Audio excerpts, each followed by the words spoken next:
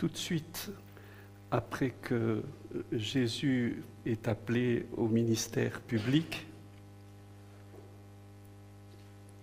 on lit ça dans Matthieu chapitre 3, il apparaît, il arrive en Galilée. La première des choses qu'il va faire, c'est quelque chose d'absolument mystérieux, surprenant. Lui qui n'avait pas besoin d'être baptisé, il est né sans péché. Et son petit cousin, Jean, qui baptise pour le pardon des péchés, il lui demande « baptise-moi ». Et Jean lui dit « non ». Jésus insiste « il faut que tu me baptises ». Il va être baptisé tout de suite après. Il est entraîné par l'Esprit au désert où il va être confronté à la puissance de l'ennemi pendant 40 jours. Il est baptisé dans l'Esprit, mais ces 40 jours vont être déterminants pour son ministère.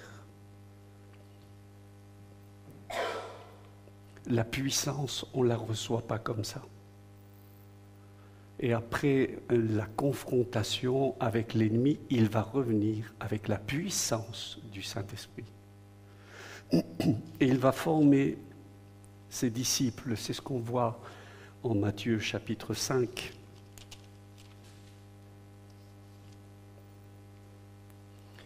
Si vous prenez des notes, il y a quelque chose d'absolument fondamental. Moi, je ne suis pas venu vous apporter des informations comme si vous ne saviez pas tout ce que je vais vous partager. Mais il me semble qu'il y a des clés qui sont fondamentales pour ceux qui sont appelés à servir Dieu. Nous avons une responsabilité d'information. C'est nécessaire.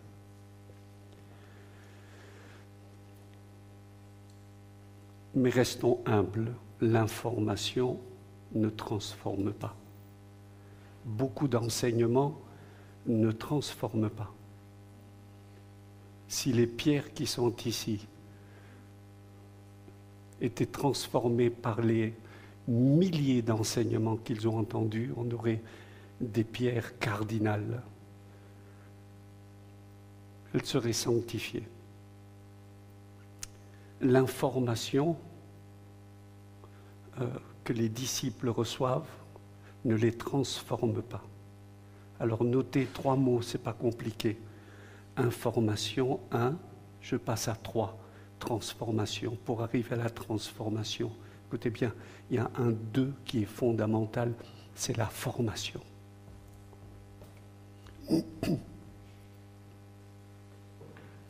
Et Jésus va travailler avec ses disciples dans un ministère terrible de pèlerinage, de discipline, de marche.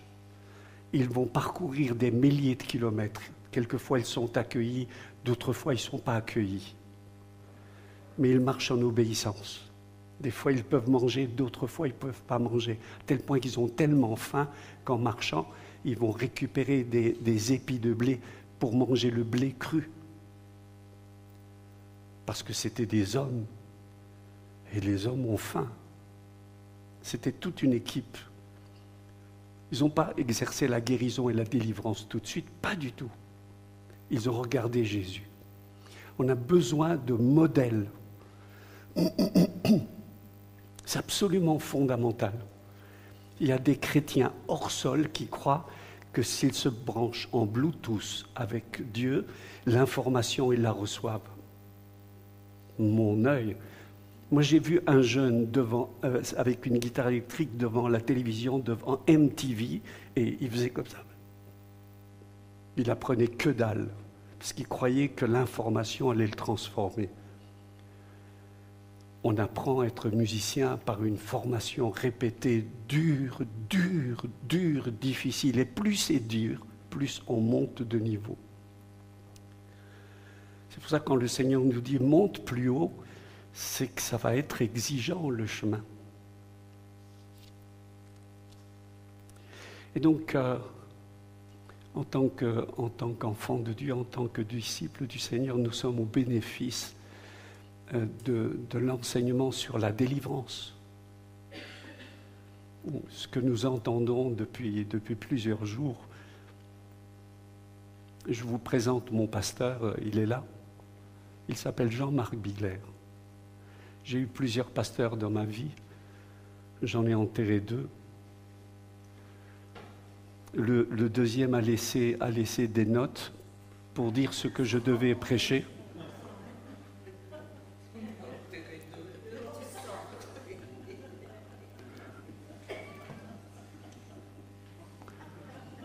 Il m'a dit de prêcher sur un verset qui m'a bouleversé. Je n'avais jamais prêché sur ce verset. C'est « Christ est ma vie et la mort m'est un gain ». Je dis « merci ».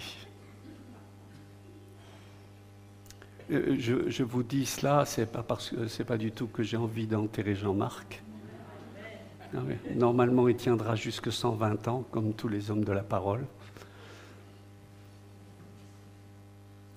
Mais c'est important de se rappeler que les chrétiens ne peuvent pas être hors sol. Si quelqu'un a des oreilles pour entendre, qu'il entende. On a besoin de rendre des comptes. Si Jean-Marc a un ministère que moi je considère comme spécialiste dans la délivrance, il a vécu sa formation, parce que de l'information, il en avait. Je suppose qu'il lisait sa Bible avant sa délivrance, et il connaissait tout. Mais pour arriver à une transformation, il a dû passer par un temps de formation, et j'imagine que ça a dû être plus que douloureux.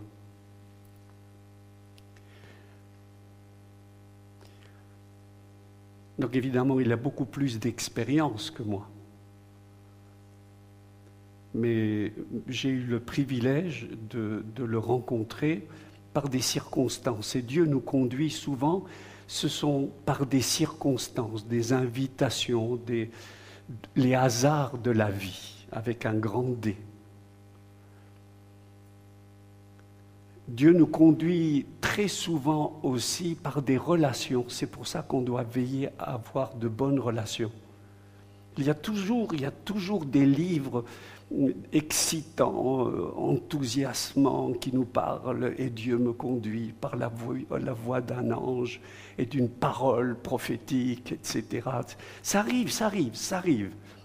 Mais c'est de l'exceptionnel.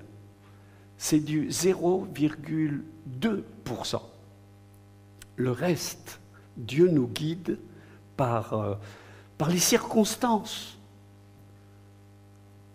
Les accidents, les surprises, la providence et les relations, les conseils qu'on nous donne,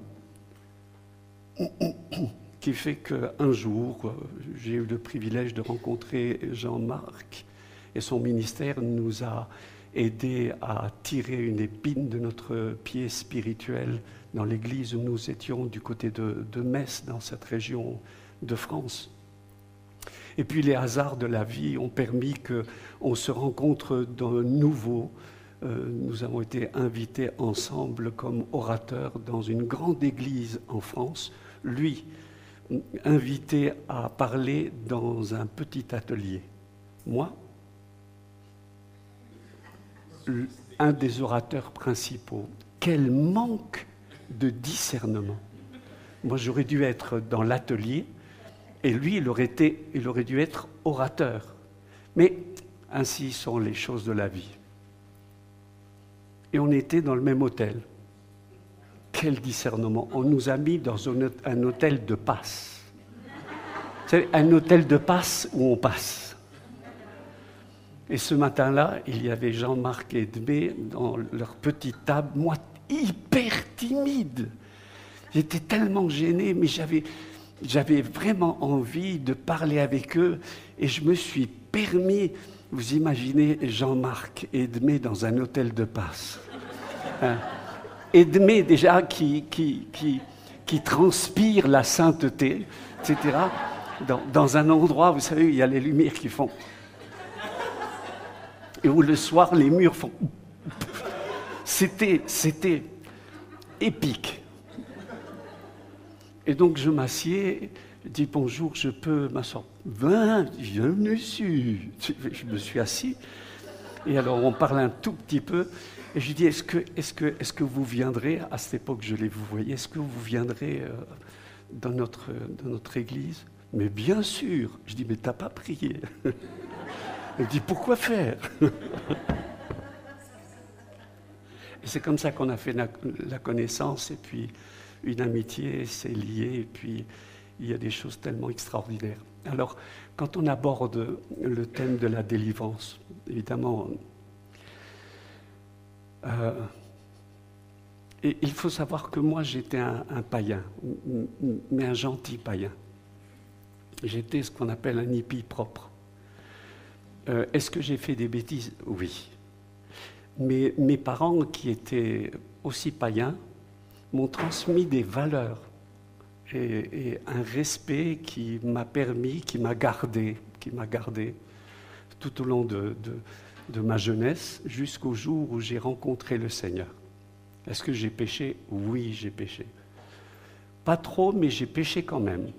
Suffisant pour aller en enfer. Voilà, au moins que ce soit clair. Il y en a qui ont fait des gros. Moi, c'était moyen, mais j'y allais quand même. Et puis, je rencontre le Seigneur et je vis une conversion. Mais je ne m'en suis pas encore remis. Mais une conversion. J'ai rencontré le Seigneur, il est devenu le tout de ma vie, etc. Et puis j'ai découvert que la parole et j'ai découvert l'adoration. Et personne ne m'a enseigné, j'ai pas eu le privilège de... etc. Ça, mais ça fait rien. On louait le Seigneur et quand j'étais seul, je louais le Seigneur. Il y a un petit bouquin qui m'a fait du bien, c'est un livre de Merlin Carothers, de la prison à la louange. Ce livre m'a empêché d'être dans le pays des murmures, des plaintes, etc. Tout était occasion pour moi de louer le Seigneur. C'était tellement merveilleux. Et puis, peu de temps après ma conversion,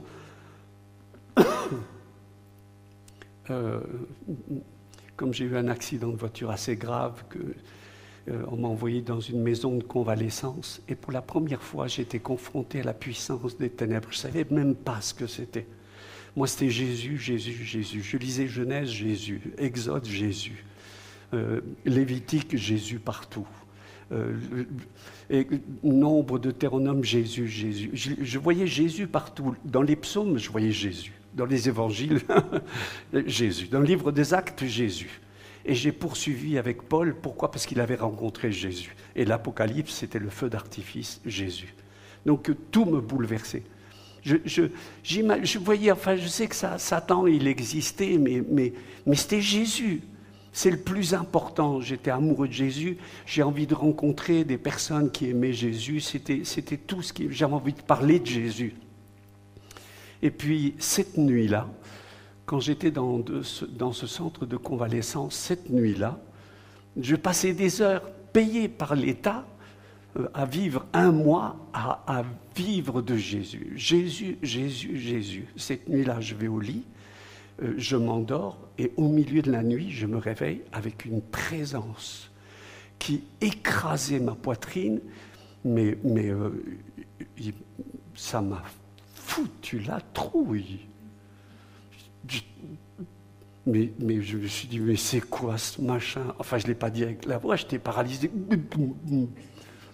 Et je dis, soudain, de l'intérieur de mon ventre, est montée une voix.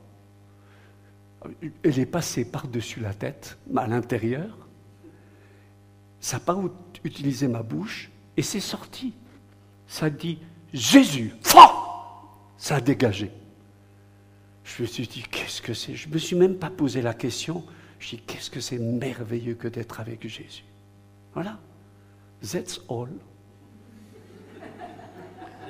J'ai ouvert, on m'a prêté un livre, Le Contrebandier, le frère André. J'avais une Volkswagen. Frère André, Volkswagen. Et on s'est dit avec deux amis, 76, on passe en Roumanie avec des Bibles. Voilà. Et quand j'arrive à la frontière, j'ai pété de frousse. C'est-à-dire que Dieu bénit les inconscients jusqu'à ce qu'ils deviennent conscients du drame qui est en train de se produire. Et alors là, on a crié « Jésus, Jésus, Jésus ». Toutes les voitures étaient désossées. À cette époque, c'était 3 ans de prison. 3 jaar. OK? Donc, on passe la frontière. À ce moment-là, ma voiture, elle tombe en panne. On demande aux douaniers de nous aider. Ils poussent la voiture et nous disent « Oh, oh, oh, oh, oh. » Voilà, voilà. Et qu'est-ce qu'on a dit? « Jésus, Jésus. » Dieu bénit les fous. On est arrivé dans une petite église pentecôtiste. Ils ont prophétisé, on ne savait même pas ce que c'était. Nous, quand on priait calmement, on fermait nos yeux et on disait « Jésus ». Mais eux, quand ils priaient, alors cette fois-ci, ils nous ont fait peur. Hein. Ils sont mis à hurler. Mais vous savez, c'est ce genre de prière qui vous dépeigne. Puis, sac, ils s'arrêtent. Et ils disent, parole prophétique pour toi, pour toi, pour toi. Et la personne qui était avec moi. Et pour lui. Lui, on le garde pour la fin. Et la parole prophétique était simple. J'ai vu ton cœur, dit le Seigneur, et je vais te prendre dans mon travail. Fin de parole. Depuis cette parole, je suis engagé dans l'œuvre du Seigneur avec Marie-Élise. Est-ce que Dieu nous a permis de voir des délivrances? Oui. Des guérisons? Oui. Pour moi, ça me semble accidentel tout ce qui s'est passé. Ce n'était pas prémédité. Donc si nous croyons en la délivrance, effectivement, parce que quand on rentre dans le service du Seigneur, évidemment qu'il y a une confrontation. Et ce n'est pas une information seulement qui nous sauve, on en a besoin. Pour qu'on puisse vivre une transformation, il faut qu'il y ait une formation constante, des confrontations, des victoires, des échecs, des questions. Et quand on ne savait pas, eh bien on frappait à la porte de Jean-Marc pour lui demander au secours. On ne sait pas ce qu'il faut faire. Il est chrétien, il aime Jésus, il aime la parole, il vient à l'église, mais il voit des lumières partout. Il a été utilisé pour des guérisons comme guérisseur. Et maintenant, dans l'église, il a des manifestations qui lui montrent les douleurs et les maladies des gens. Ça me semble étrange. On a prié, il ne se passe rien. Jean-Marc, au secours. Il vient, problème réglé. Puis nous, qu'on s'acharnait, etc., à faire le feu avec 2 pierres, il arrivait, et quand il allumait l'allumette, poum, il dit, oh, miracle. Eh non, non. Il avait découvert un briquet quelque part. Donc la confrontation existe. Est-ce que les chrétiens sont protégés? Il y a un texte que j'ai noté qui se trouve quelque part.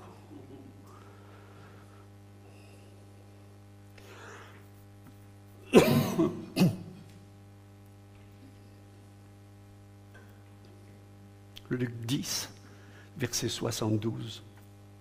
Quand les 72 disciples revinrent, ils étaient pleins de joie et disaient « Seigneur, même les démons se soumettent à nous quand nous leur donnons des ordres en ton nom. » Comprenez bien, ils ont reçu des informations, ils sont envoyés en formation. Et quand ils sont envoyés en formation, ils peuvent avoir des victoires et quelquefois des échecs. Ici, ils viennent triomphalistes. Seigneur, même les démons se soumettent à nous quand nous leur donnons des ordres en ton nom. Alors, Jésus est obligé de les calmer, parce que la formation exige aussi des remarques et des instructions. Je voyais Satan tomber du ciel comme l'éclair, etc. Et tout à la fin du verset 20, toutefois, ce qui doit vous réjouir, c'est pas de voir que les esprits mauvais vous sont soumis, mais de savoir que vos noms sont inscrits dans le ciel. Calmez-vous, les gars. Hein? Réjouissez-vous que vous êtes sauvés. Un petit peu d'humilité. À une autre occasion, les disciples, c'est Luc 9 au verset 57. Les disciples Jacques et Jean, voyant cela, dirent, parce qu'ils ont été chassés d'un village, ils dirent, Seigneur, veux-tu que nous commandions que le feu descende du ciel et les consume, s'il te plaît? Comme des merguez. Il y a quelqu'un qui cherche. Non, je viens d'ajouter. C'était personnel. C'est le verset 54. Verset 55, Jésus se tournant vers eux et les réprimanda, disant, vous ne savez pas de quel esprit vous êtes animés. Les enfants de Dieu peuvent des fois se faire piéger et révéler ce qu'il y a dans leur cœur. De la violence, de la vengeance, du meurtre. Sans complexe. Hein. Dans ce village, il devait y avoir des hommes, des femmes, des enfants, des bébés. Est-ce que tu peux passer de lance-flamme? Pourquoi?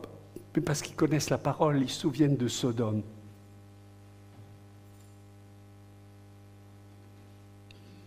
C'est dans un contexte de formation.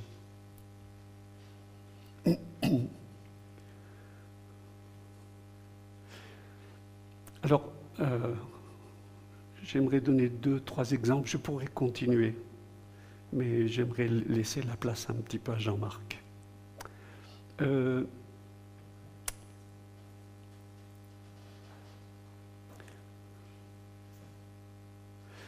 La délivrance, ce n'était pas notre pain quotidien. Pas du tout. Moi, je n'ai pas été embauché dans notre petite assemblée, toute petite assemblée comme pasteur. Moi, je n'ai jamais voulu être pasteur. Moi, je suis toujours impressionné des gens qui veulent être pasteurs. C'est une responsabilité tellement grande, énorme. Je dis, mais il faut être malade pour être pasteur. Il faut être allumé, enfin, il faut être... En plus, pour chaque âme, Dieu redemandera. Moi, j'étais invité comme évangéliste. Donc, mon travail consistait, j'allais dans la rue, dans les cafés, je rencontrais les jeunes, je leur faisais leurs travaux de philo, ils étaient en terminale, et ça me permettait de parler 1-2 heures avec eux. Et comme ça, je passais... Donc, il y a plusieurs jeunes de terminale qui se sont convertis, mais dans cette petite assemblée, au bout de l'année, il y avait 8 ou 9 nouveaux, 8 ou 9 dans une petite assemblée de 20. C'est The Revival, c'est plus fort que Yom Guichot. Hein. On avait une croissance de 50%. Je ne connais pas une église qui avait une croissance approximative de 50%. Le seul problème, c'est qu'à la rentrée, on les perdait tous parce qu'ils allaient en fac. Et Longwy n'avait pas de fac. Voilà. Donc on vivait chaque fois 8, 9, 10 conversions, et puis ensuite 0, et puis on recommençait, etc. Donc j'étais toujours dans les cafés. Je buvais du café. Et donc on s'est trouvé dans des situations particulières. Je me rappelle, une fois, on était rentré, on avait le groupe de jeunes. J'étais responsable du groupe de jeunes. J'étais responsable de tout, d'ailleurs. Et puis, il y a un jour, on a prié pour quelqu'un qui a été guéri, mais devant tout le monde. On était tous contents, tous tout fous. Puis il y a une jeune femme qui était là, qui était venue le dimanche au culte, qui était toujours avec un manteau, avec une grosse écharpe comme ça. Et alors cette dame-là, je savais qu'elle venait d'un milieu évangélique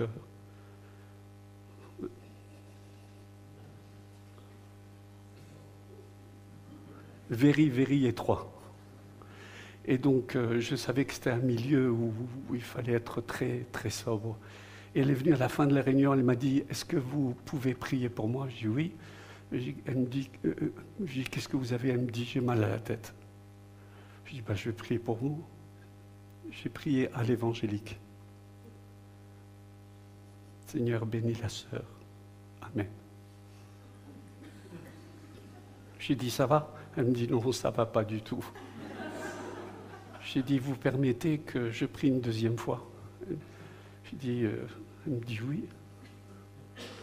Je lui ai dit, je ne vais pas m'adresser à vous, hein, donc vous inquiétez pas. Au moment où je ferme les yeux, je vois un truc noir sur elle. Je ne savais pas ce que c'était, puis je m'en fiche royalement. Puis je ne vais pas expliquer, je ne suis pas médecin. Alors je ferme mes yeux, je dis, dégage! Je dis, oh! Je dis, comment ça va? Elle me dit, j'ai plus mal à la tête. Je dis, ça va bien. Hein? Que Dieu vous bénisse. Elle est partie. Et à 14h, elle me téléphone. Elle me dit, Vincent, du coup, elle me tutoyait. Ah, Vincent, je suis guéri. Je dis, tant mieux. Elle me dit, non, tu comprends pas. J'étais bossu. Je dis, alors moi, je faisais comme si rien ne m'affolait, quoi. Je dis, ah bon? Elle me dit, j'avais une bosse. J'avais une bosse dans le dos, j'avais ce qu'on appelle un truc de bison, j'en sais rien quoi, enfin un truc d'animal. Et elle me dit, j'étais bossu. Et elle me dit, j'étais bossu. Enfin, j'étais pas bossu. Quand j'avais 6 ans, avec ma grand-mère, on marchait dans la rue. Moi, je l'écoutais. J'avais jamais entendu une histoire pareille. Et on a croisé une dame qui était bossue, mais bossue. Et ma grand-mère, elle m'a dit, si tu es méchante, tu seras bossue comme elle. Mais c'est parce que la petite, elle a absorbé, qu'elle a peut-être fait une petite méchanceté, mais elle est devenue bossue. Et moi, j'ai pensé, mais c'est dégueulasse. Ce qu'on peut croire, ce que ça peut produire comme monstruosité spirituelle. Donc moi, je découvrais, donc moi, je mettais dans mes petites notes, j'ai dit, celle-là, je ne la connaissais pas. Donc c'est cette même personne qui était le samedi soir, s'était infiltrée à notre réunion de jeunes, que soudain, il y a une guérison. Au moment de la guérison, pas, parce que quand Dieu, il agit, ça déclenche des trucs de partout. C'est comme un puits qui s'ouvre, pouf. Et elle, je me retourne, vous savez, hein, quand on est responsable, on a des yeux, etc., comme les femmes. On a des yeux partout. Quand je marche avec Marie-Lise me dit, qu'est-ce que tu regardes? Je dis, mais comment tu sais, elle a des yeux partout, partout. Comme la bête de l'Apocalypse. Voilà. Hein? Ça avait des yeux partout. Et donc, je vois la personne, on loue le Seigneur, mais je la vois, elle avait les yeux comme ça. Je dis, elle est pas bien, elle a des drôles de yeux. Elle avait des yeux comme des yeux de merlan frit, c'est comme ça. Alors je me dis en moi-même, pas bien du tout, mais je dis rien. Et puis on commence à prier, mais elle était là, elle était comme ça. Et alors elle était bloquée. Il y avait quelque chose à l'intérieur, hein. Et alors tout le monde a prié, comme les jeunes, on chassait tout et n'importe quoi. Je sors, dégage, esprit de Jézabel, tout, sors, etc. Mais moi je me rendais compte, c'est le souk là-dedans, hein. Mais parce que quand on a la trouille, on fait du n'importe quoi. Mais c'est pas parce qu'on fait du n'importe quoi, c'est parce qu'on a peur. Et donc, et on commence à élever la voix. Ouh, Mais ils commençaient à me faire peur, les jeunes, plus que la fille qui était là comme ça. Et donc, à un moment donné, je dis à quelqu'un, j'ai dit, il faut que... moi, il y a trop de bruit ici. Moi, je ne peux pas écouter le Seigneur. Si vous permettez, mettez-vous sur pause, allez-y, moi, je vais là-bas. Je m'en vais dans un coin, et là, je dis, Seigneur, là, je suis paumé. C'est la meilleure prière, hein, pas longue. Hein. Et j'entends à l'intérieur, au fond, du très fond, du profond, de tout en bas, j'entends rejet. Et c'est Dieu. Dieu, il parle toujours doucement. Vous avez remarqué? C'est pour ça qu'il y a très peu de gens qui l'entendent. Il y a tout, vous imaginez? Parce que quand on aime, on ne dit pas I love you, non, on dit tes mains sont douces, tes mains sont... Dieu est comme ça. Donc je savais que c'était le Seigneur. Alors donc je reviens. J'arrête la pause, je dis qu'est-ce qui se passe, le souk absolu. Je dis, vous ne voulez pas vous taire un instant? Et donc tout le monde se tait. Et je dis à la personne, rejet.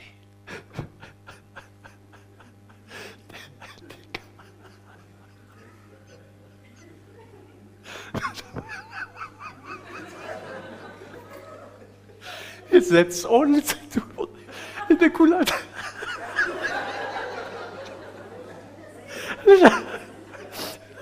La personne avait... Comme si elle voulait me draguer. J'ai dit...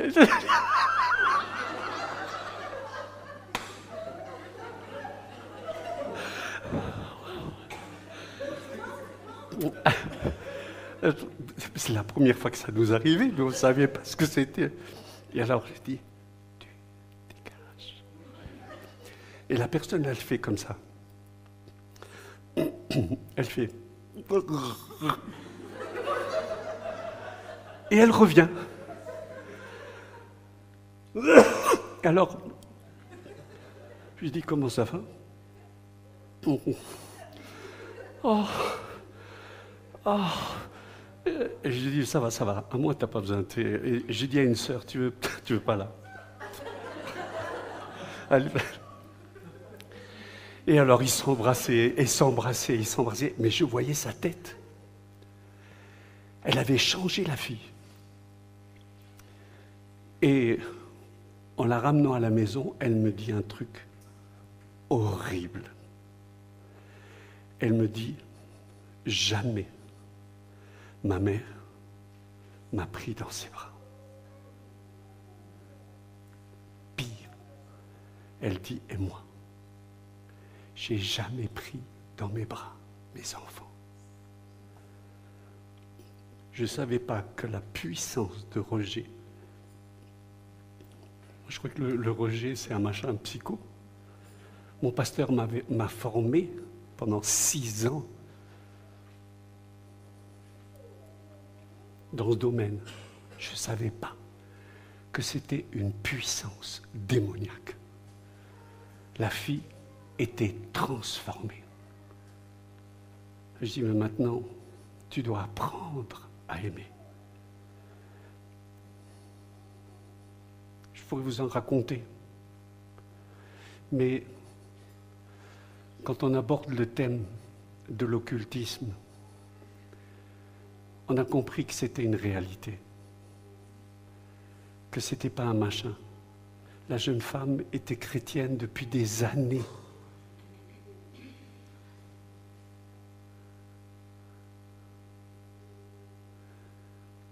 Son mari avait besoin de délivrance. Quand je l'ai confronté concernant l'impureté, la pornographie, c'est un péché. Mais quand on est dans ce système, on peut ouvrir la porte à des puissances démoniaques. Il voulait se repentir. il voulait mettre sa vie à la lumière. Et pendant un culte, j'ai fait un appel. Est-ce qu'il y a quelqu'un qui veut vivre la présence de Dieu? Plusieurs se sont avancés, et lui s'est avancé. Et je dis, ben Seigneur, là, moi, je ne sais pas quoi faire. Je n'ai pas une prière spécifique. Je ne vais pas dire, je vais chasser. Je dis, Seigneur, il n'y a que toi qui peux faire. La puissance du nom de Jésus. Au moment où la présence de Dieu est descendue, je vais vous dire pourquoi je l'ai vu. Je n'ai pas des yeux... Nada. Moi, je vois que dalle. Mais j'ai vu sa chemise. J'ai vu d'abord qu'il commençait à suer. Et ça dégoulinait. Et sa chemise bleu clair s'est trempée. Ça commençait par des auréoles. Et il s'est mis à dégouliner de partout. Sa chemise était à essorer. Il était en train de vivre une délivrance. Et donc, moi, j'étais en train de découvrir. Moi, j'avais le sentiment, je ne savais pas, je ne connaissais pas le briquet, Jean-Marc. Moi, on était aux pierres, etc. etc. On était à la pierre à feu. On était en train de découvrir. On était en train d'inventer l'eau chaude, le fil à couper le beurre. Vous imaginez? Je vais chez une dame chrétienne qui me dit, je dois te confesser quelque chose, je maudis mes enfants. Je dis, c'est quoi ça? Je dis, mais t'es chrétienne, tu ne peux pas faire ça. Elle me dit, je maudis mes enfants. Et je me retourne, et qu'est-ce que je vois sur la table? La Diane d'Éphèse. Ben, vous savez tous ce que c'est la Diane d'Éphèse. Ah ben, vous avez qu'à lire la Bible. La Diane d'Éphèse, Artémis d'Éphèse. Hein? On ne veut plus la Diane d'Éphèse. C'est marqué dans le livre des Actes. Quand l'apôtre Paul il a prêché contre les idoles, contre la sorcellerie, à tel point que la fabrique d'idoles de Diane d'Éphèse, ils étaient en grève. Pourquoi? Parce qu'ils n'avaient plus de commandes. Ça veut dire que quand on prêche tout l'évangile, ça transforme la société. Ça bouleverse pas seulement les cœurs, ça déclenche quelque chose dans la société. Je dis, mais qu'est-ce que ça fait ce machin-là? Elle me dit, j'en sais rien ce que c'est. C'est mon petit-fils qui était en Turquie qui me l'a ramené d'Éphèse. Je dis, c'est des trucs sales que tu dois nettoyer de ta maison. J'ai découvert que dans notre église, il y avait des gens qui possédaient le petit Albert et le grand Albert. Ce n'est pas une bande dessinée. C'est un bouquin de malédiction et de sorcellerie. Donc il faut nettoyer, nettoyer. C'est important. Et je termine.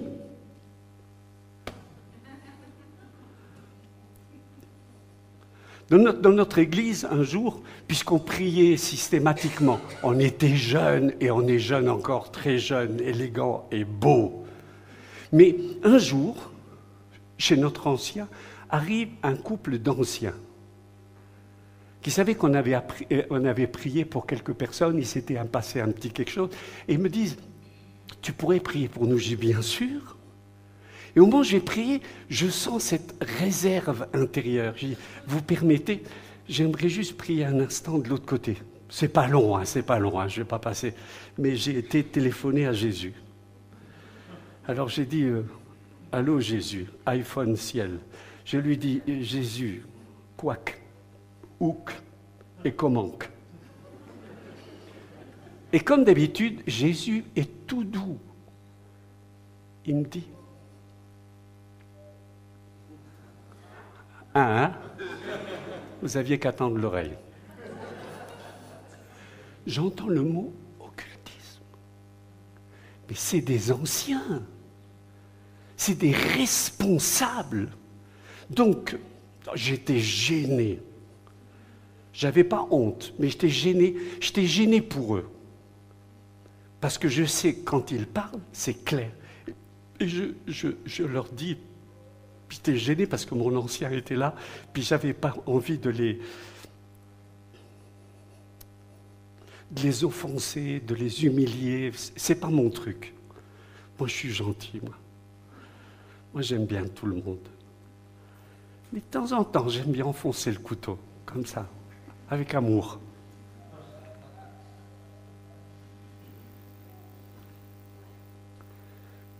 Je dis, vous avez fait de l'occultisme tous les deux? Mais non! Comment?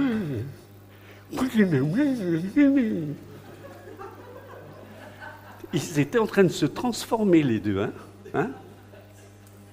Et la femme, souvent la femme, celle qui a la langue, elle dit, mais mon chéri, qu'est-ce que tu as fait la semaine dernière? Quand le garçon a dit qu'il savait déplacer les verres, et que tu lui as dit, ah ben, on veut voir, et que devant leurs yeux, ils ont déplacé le verre. Alors je leur dis, vous savez quoi? Vous avez participé à une séance d'occultisme, mais on ne savait pas. Ben, vous ne saviez pas? C'est comme si un jour, tu vas dans un zoo et tu mets la main dans la cage du lion pour lui chatouiller la barbichette. Je te touche, tu me touches par la barbichette. Et tu te fais après arracher le bras. Bien fait pour ta pomme, Léon.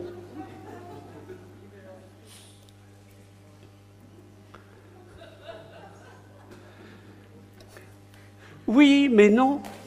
Pas mais non. Tu dis mais oui et tu demandes pardon parce que tu as gros péché. Je dis mais c'est marrant, c'est tous des innocents, hein, avec les mains sales.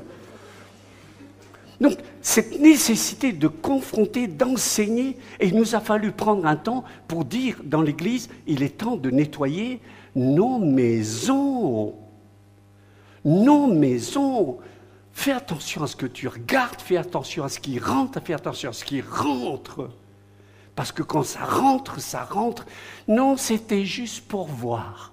Les chrétiens matures qui savent juger, parce que nous, on est au-dessus de la mêlée. Au-dessus de la mêlée, quand le virus, il te chope, il te chope. Mais nous, on est intelligents. Eh bien, il te chope quand même. C'est incroyable. Une autre jeune fille, elle me dit, prie pour moi, je ne vais pas bien. Ben, je demande au Seigneur. J'ai dit, Seigneur, quoique, ouk et comment? Est-ce qu'il y a des malédictions dans sa vie? Et le Seigneur me dit, je dis, mais s'il n'y a pas de malédiction, comment ça se fait qu'elle n'est pas bien? Le Seigneur me dit, elle n'a pas besoin de malédiction, elle se maldit toute seule. Comment ça maldit? Elle se maldit toute seule. On est destructeur par ses propres paroles. J'ai dit que j'ai terminé.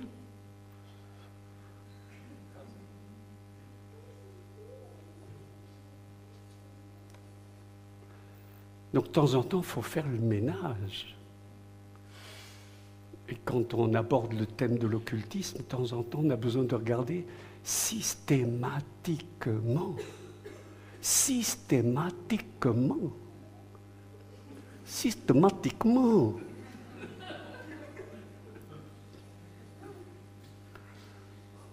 J'ai un ami qui est devenu chrétien, témoin de Jéhovah, mais il fumait comme un pompier. Je dis, c'est dingue. Je dis, mais ton nez, tu devrais le mettre à l'envers, ça ferait cheminer. Ah, il avait la fumée de l'onction sur lui. Mais quelle fumée! Mais au moment de la prière, ce n'était pas seulement de la fumée. C'était... Il criait, le garçon. J'ai dit, mais ça va, tout va bien, calme-toi, tout va bien. Le gars était impliqué dans les témoins de Jéhovah. Chaque fois que tu as été impliqué dans des faux systèmes religieux, t'es marqué dedans.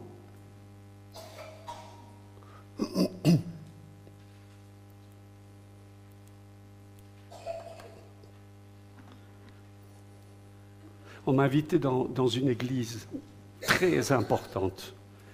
Et on m'a dit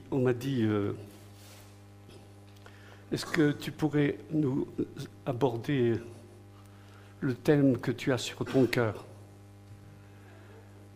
Moi, j'aime pas aborder le thème de la délivrance. Je laisse ça à des spécialistes. Hein? Il y a des pros, il y a des pras. Donc, et j'entends clairement le Seigneur aborder le sujet et ils me disent, tu as 10 minutes pour parler à tous les pasteurs et responsables de l'Église. C'était une trentaine. Je dis, pas de problème. Donnez 10, j'en prends 9.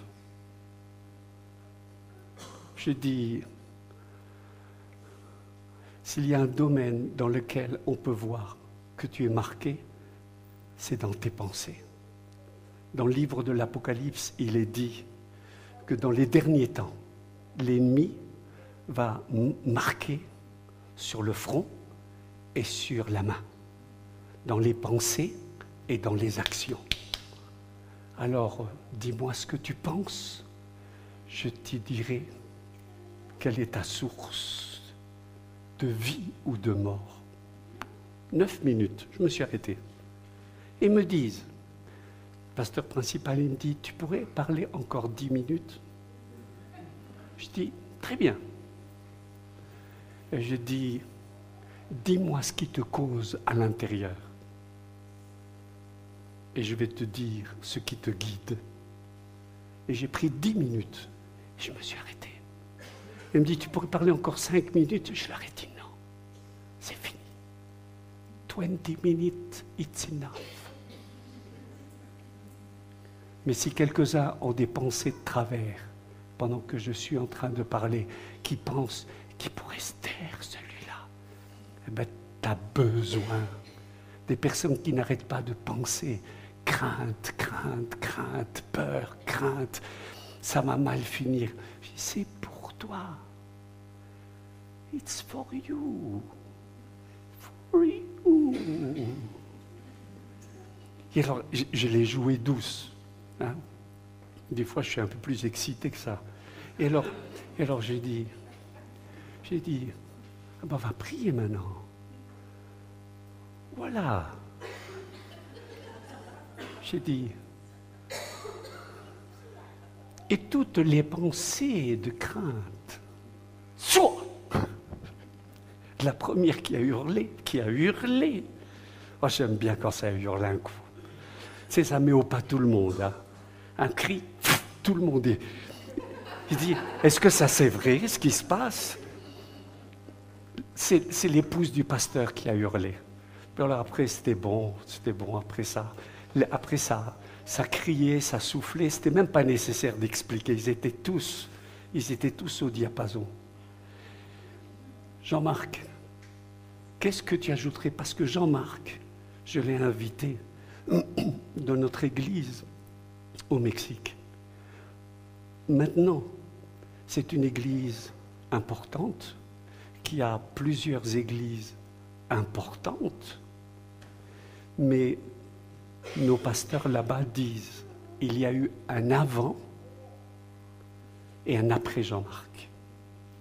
Nous, on lit le calendrier avant Jésus-Christ et après Jésus-Christ. Hein? Donc,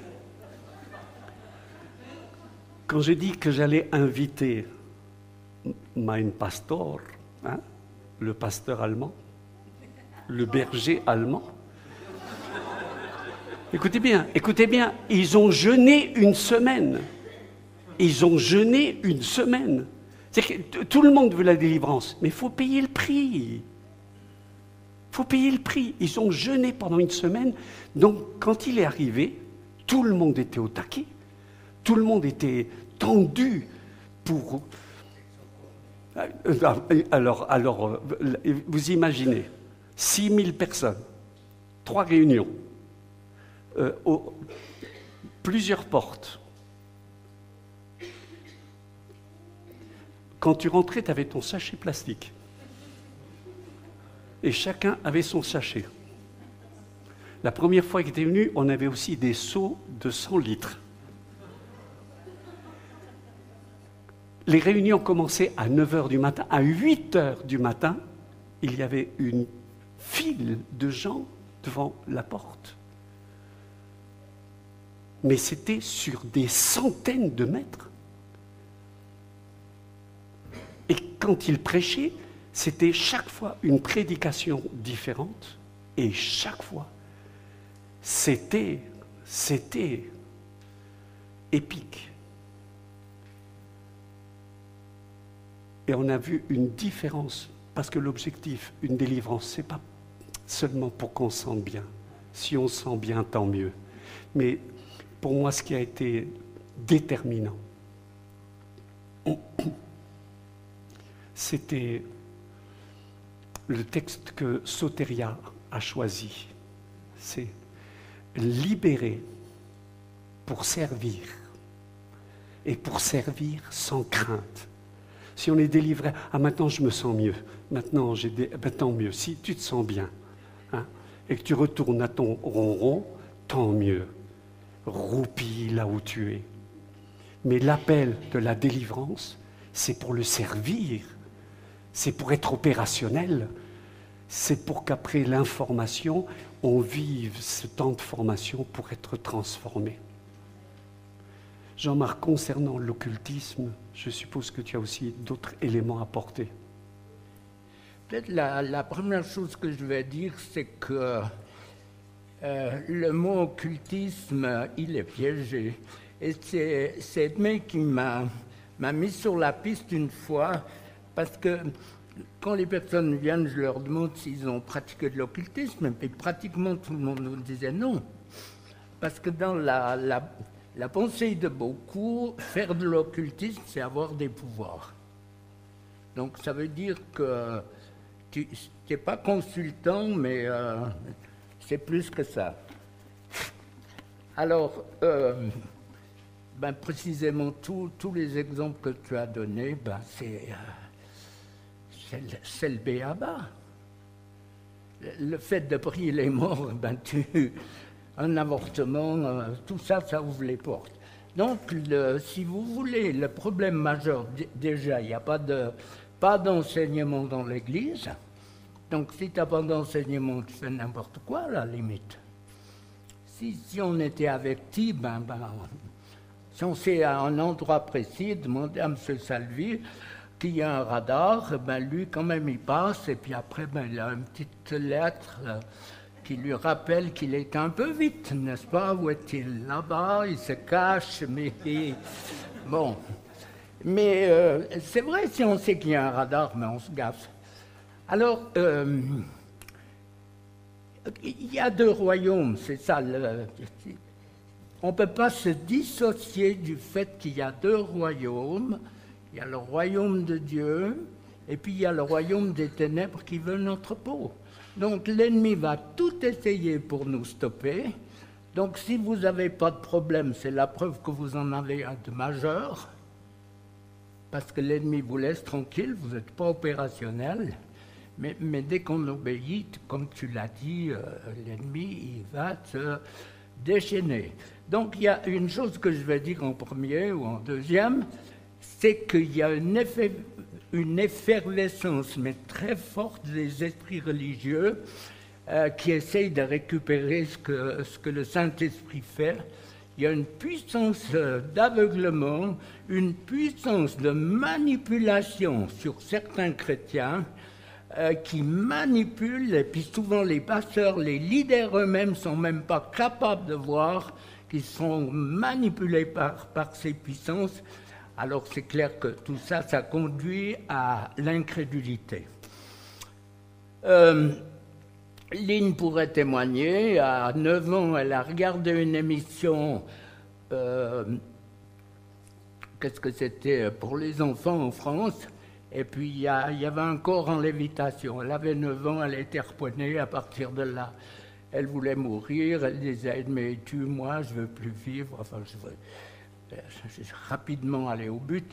Et puis, jusqu'au jour où on a prié pour sa délivrance, Mais chaque fois qu'elle avait ses crises, l'ennemi choisissait, j'étais pas là, puis ma femme essayait de prier. Et jusqu'au jour où vraiment, c'est peut-être une des premières délivrances importantes. Je me rappelle qu'il y avait le menu du souper sur le duvet, n'est-ce pas? Puis moi qui étais caché dessous, parce que pas dessous le menu, mais parce que rien que de voir, j'avais déjà l'urticaire. Enfin bon. Mais l'ennemi essaie de nous faire toucher à son royaume. Le fait de... Tu fais un téléphone pour arrêter les brûlures ou arrêter le sang, ben, t'es pris. T'es pris. Il n'y a pas besoin de plus. L'avortement, on demande pardon, ça règle quoi? Rien du tout. Comme tous les péchés, là, je crois que je vous aide. C'est pas le fait de demander pardon, c'est la moindre des choses. Tu te mets en règle avec Dieu. Mais un avortement, il ouvre la porte à un esprit de mort et de meurtre. Meurtre, les deux, il faut les traiter. Et puis après, tu as les dépressions derrière, les tentatives de suicide, les divorces, il y a une liste, mais comme un jour sans pain, passez-moi l'expression, qui sont la conséquence de l'avortement. Et pourtant, Dieu a pardonné. Tu fais un accident, tu es responsable, Dieu va te pardonner. Devant la justice, tu dis Dieu m'a pardonné, qu'est-ce qu'on va te dire? Voilà la liste de 10 psys, choisis le meilleur comme tu veux. Donc tout ce qui est contraire à la volonté de Dieu, c'est un barrage qui fait qu'on va souffrir. Alors bien sûr, il y a les gros trucs, il y a les pactes de sang, il y a les alliances, tu as parlé des sociétés secrètes, il y a l'automalédiction, je suis nul, je suis con, j'y arriverai jamais. Là, tu es en train de te donner des coups de pinceau, hein, et puis ça fonctionne. Donc, tout ça, c'est tellement vaste. Hein. Moi, j'en ai jusqu'à demain matin. Là, je révisais mon 3e livre là, sur la liste des trucs occultes, mais c'est à n'en plus finir. Et chaque jour, il y a de nouvelles méthodes. Alors, ceux qui ont fait des alliances, des pactes de sang, ça, c'est l'extrême, c'est...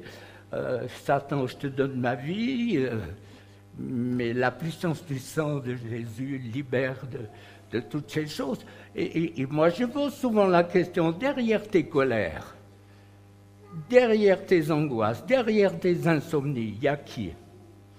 Et puis si c'était quelqu'un, si la colère était quelqu'un, si l'angoisse était quelqu'un, et puis la liste, tu continues, et puis voilà. Donc, où vous gardez vos colocataires, et puis vous allez souffrir. C'est vrai que, souvent je dis, les chrétiens aiment souffrir. Alors bon, on essaye de me descendre. Bien sûr qu'ils veulent pas, ils n'aiment pas souffrir, mais leur attitude, leur manière de faire, ils rendent Dieu menteur, parce que Dieu les a pardonnés et ils reviennent toujours à leurs erreurs. Donc Dieu est un menteur. Et là, tu ne peux pas être dans la victoire. Pourquoi tout le temps revenir? Je ne sais pas si vous avez un couple normal, mais souvent il n'y a que les choses négatives qui reviennent, les positives. On passe comme ça sur braise. Donc on est en plein dans le déni de ce que Dieu a fait. Et là, ça, c'est aussi un piège. Donc, le but, c'est de prier. Et dans ma prière, on va certainement dénoncer certaines choses. Vous avez vos cornets? Non. La manche? Bon. On a soupé quand? Oh, il y a un moment. Et puis, on peut prier, garde bien ce que tu as aussi. Mais enfin, bon, on connaît ça. Ma femme sait ce que c'est, hein. Nettoyer le tapis, comme les boxeurs au tapis.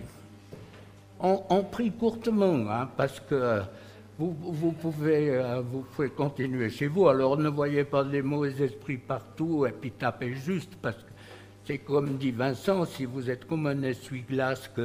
Et puis ce qui est tragique, c'est quand 10 personnes prient pour quelqu'un, tu as une imposition de main 5 kilos par personne, tu en as 10, tu as la tête, tu es courbé après. Hein. Et puis chacun il va de son histoire, ça part de tous les côtés, il y a une marche à suivre dans ce qu'on fait. On est prêt? Jésus au secours. Saint-Esprit, merci pour ta présence. Un Dieu extraordinaire, Dieu Père, Dieu Fils, Dieu Saint-Esprit. Saint-Esprit, tu es la personne la plus négligée de la Trinité. Et on t'ouvre tout grand nos cœurs, Saint-Esprit, à ta puissance, à ton onction, une onction de guérison physique, émotionnelle, psychique, une onction qui transforme, une onction qui libère. Saint-Esprit, glorifie le nom de Jésus pour son œuvre parfaite. Glorifie le Père d'avoir choisi de nous envoyer Jésus.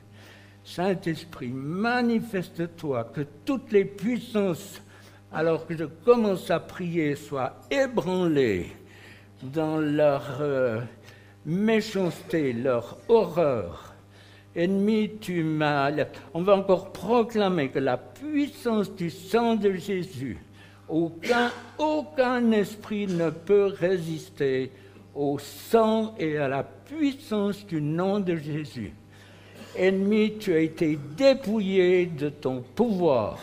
Tu es un tourmenteur, un menteur, un voleur, un égorgeur. Et tu es là pour détruire le peuple de Dieu. Dieu m'a oint pour résister, opposer, libérer le peuple de Dieu, m'opposer à ton royaume.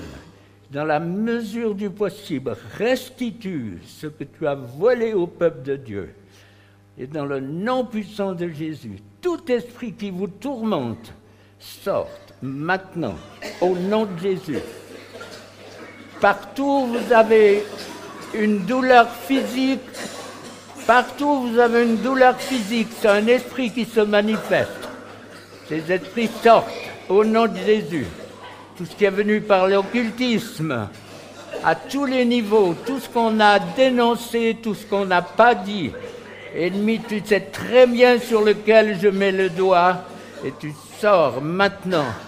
Tout ce que vous avez hérité de vos pères dans les générations précédentes, les sociétés secrètes, les pactes de sang, le culte des morts, le culte des saints, le culte de la Vierge, ces esprits sortent maintenant. Dans le nom de Jésus, dans le nom de Jésus, tout ce qui est congénital, qui a déjà touché l'embryon avant le fœtus, ces esprits sortent maintenant dans le nom de Jésus. Lâche, ennemi, tu lâches. Je brise tes droits et ton pouvoir. C'est par le sang de Jésus qu'on te chasse. Tout ce qui est en relation, je prie encore quelques minutes, tout ce qui est en relation avec l'occultisme, ça part maintenant dans le nom de Jésus. À quel niveau que ce soit, les guérisseurs, la divination, la boule de cristal, les lignes de la main, les cartes, au nom de Jésus, tout ce qui est le fait de s'être adressé au royaume des ténèbres, ça sort maintenant, dans le nom de Jésus. Des puissances de manipulation qui manipulent même les leaders qui se font avoir. Ces esprits sortent au nom de Jésus. L'incrédulité, les peurs, les craintes, le besoin de comprendre, alors qu'on ne peut pas te comprendre, on ne peut pas comprendre ce qui se passe. Ces esprits sortent maintenant. Ce qui est venu sur les chocs émotionnels, les accidents, le fait de voir un mort, de voir du sang, l'angoisse, la panique, sort au nom de Jésus, ces paniques, ces cauchemars, ces angoisses. Sortez, ça sort. Sors au nom de Jésus, ennemi, tu lâches le peuple de Dieu. Lâche le peuple de Dieu. Tout ce qui vous enlève la semence de vie, de résurrection, au travers de l'incrédulité, la peur de ne pas pouvoir tenir, je vais redescendre, c'est la chambre haute, toutes ces pensées négatives, tout ce qui agit négativement dans vos têtes, part maintenant au nom de Jésus. Esprit de maladie, d'infirmité, vous sortez au nom de Jésus. Au nom de Jésus. L'incrédulité, les doutes, tout ce qui... ça part aussi au nom de Jésus. Saint-Esprit, tu continues, remplis les temples que nous sommes. On a besoin d'une onction puissante qui fait de nous des hommes et des femmes selon ton cœur, Saint-Esprit. Père, agis, manifeste-toi, parle au cœur de ton peuple ici, appelle tous ceux que tu veux utiliser et merci de cette guérison extraordinaire qui coule de ton trône pour ton peuple. On te donne toute la gloire, Seigneur. Merci de pouvoir vivre pleinement ton royaume. Amen.